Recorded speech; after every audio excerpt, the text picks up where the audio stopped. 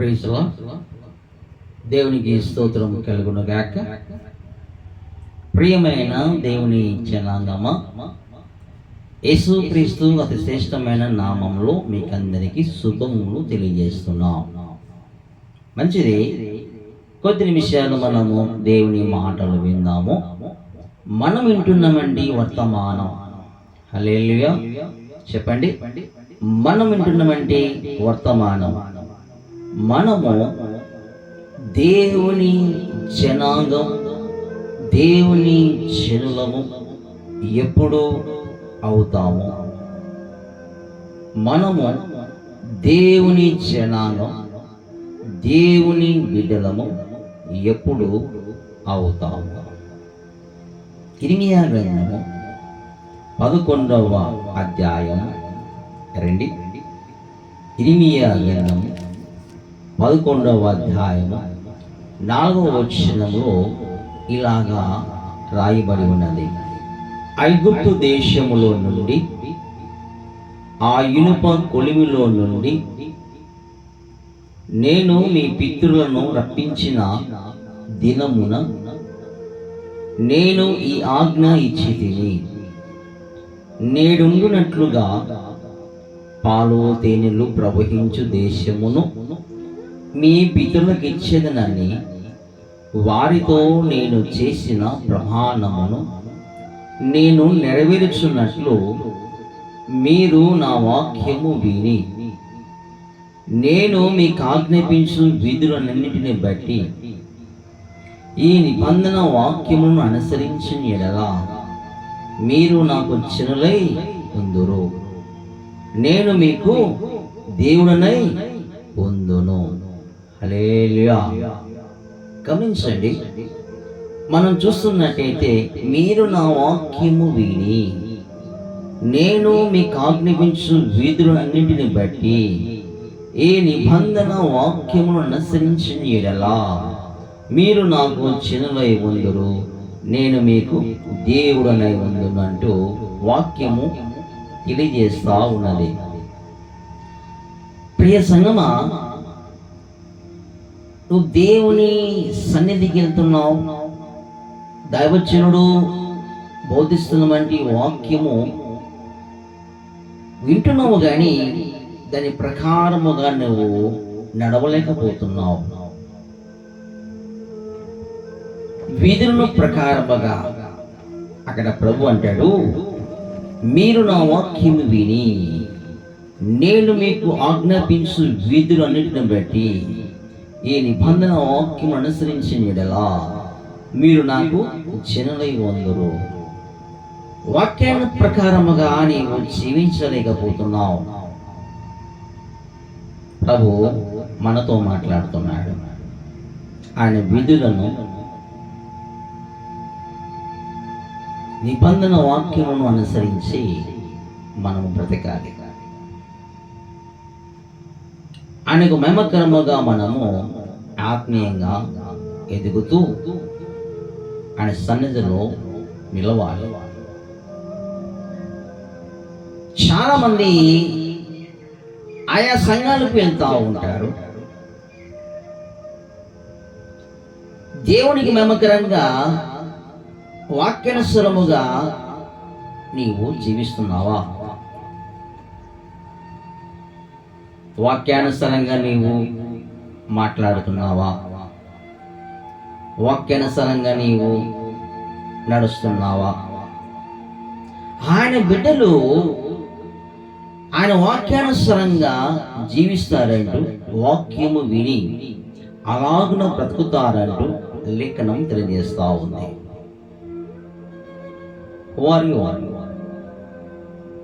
నువ్వెవరు? నామకాస్త క్రైస్తవునివా?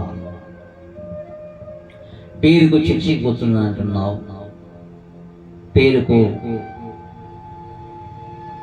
నేను బాప్తిసం తీసుకుంటున్నా అన్నావు, పేరుకు నేను బాప్తిసం పొందినా అన్నావు, బలలో చేస్తున్నావంటే నీవు వాక్యానుసారంగా నువ్వు జీవిస్తున్నావా? వాక్యం తెలియజేస్తా ఉంది, నేను మీకు ఆజ్ఞాపించు విధులన్నింటిని బట్టి ఈ నిబంధన వాక్యం అనుసరించిన మీరు నాకు చెందై ఉందరు. నిబంధన వాక్యములు, దేవుడిచ్చినటువంటి విధులు, కట్టడలు, ఆజ్ఞలను దేవునికి నమ్మకరంగా నువ్వు పాటిస్తున్నావా? నిన్ను వలి నీ పొరుగువాన్ని ప్రేమించము, దొంగతనము చేయవద్దు, లంచము పుచ్చుకొనవద్దు, వ్యభిచరించవద్దు, నీ సహోదరుని మీద అబద్ధ సాక్ష్యం పలకవద్దు. గమనించండి, దేవునికి మహిమకరముగా నువ్వు నడుస్తున్నావా? ఒకవేళ ఆయన కట్టడలను, ఆయన ఆజ్ఞలను నువ్వు పాటిస్తూ నీవు నడిచిన ఎడల వాక్యం అంటుంది, అప్పుడు మీరు నాకు జనులై ఉందురు, నేను మీకు దేవుడై ఉందును. ఆయన మనకు దేవుడైతే మనము ఆయనకు జనులమైతే ఆయన మనకు ఏం చేస్తాడు? రండి చూద్దాం. రండి మనం చూస్తున్నట్లయితే 2వ వృత్తాంతముల గ్రంథము 7వ అధ్యాయము 14వ వచనం.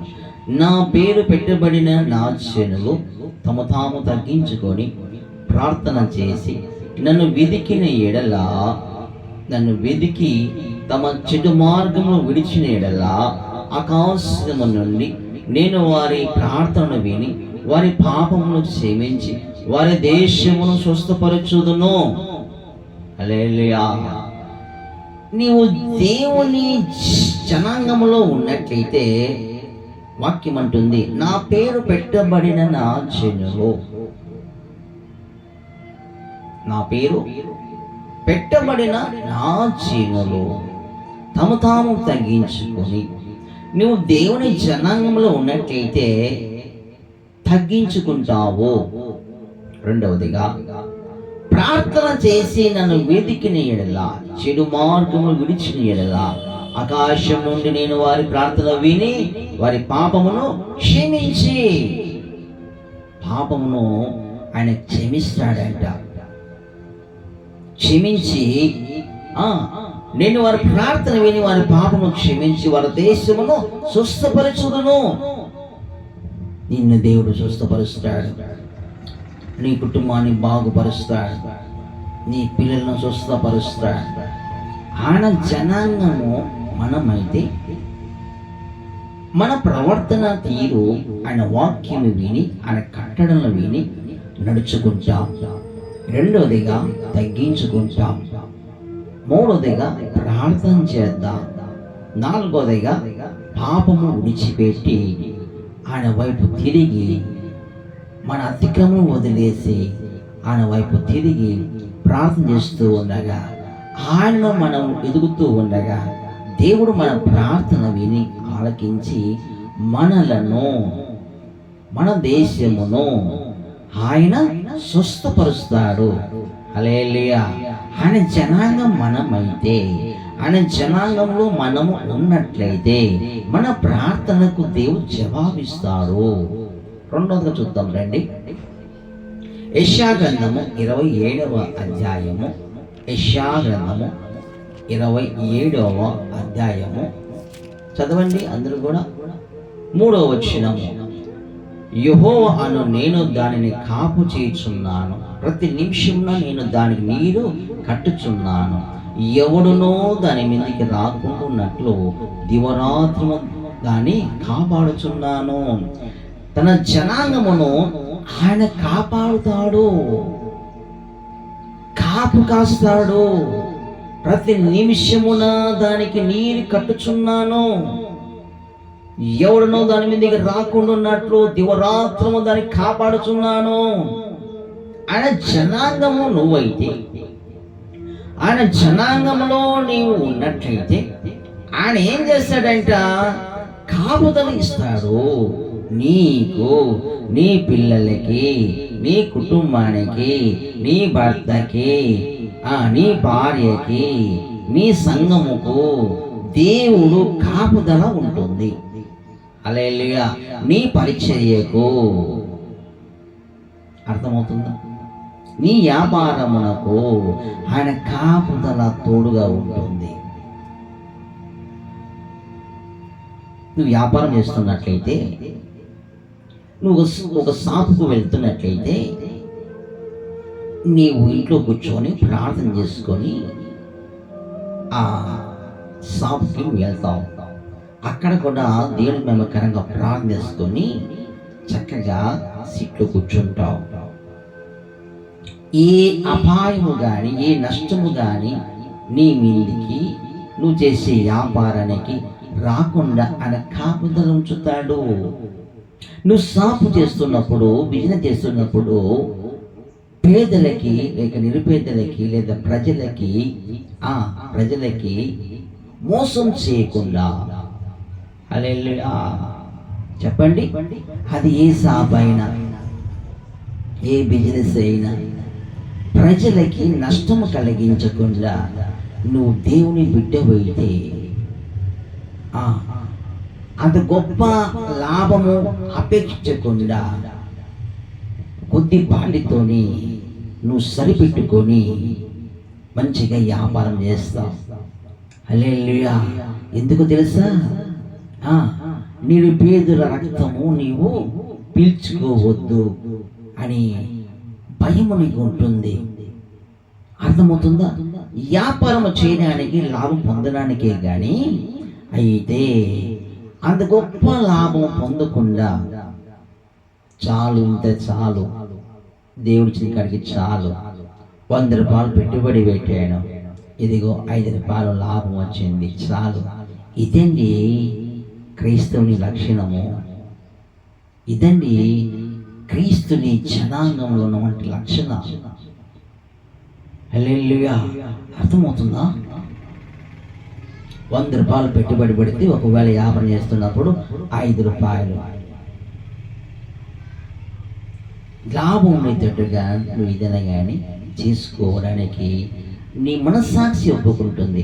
100 రూపాయలు పెట్టుబడి పెట్టి 300 సంపాదించాలని, 400 సంపాదించాలని కుయుక్తితో నువ్వు చేస్తే దేవుని జనాంగంలో ఉండవు. హల్లెలూయా. అర్థమవుతుందా? గమనించగలరు.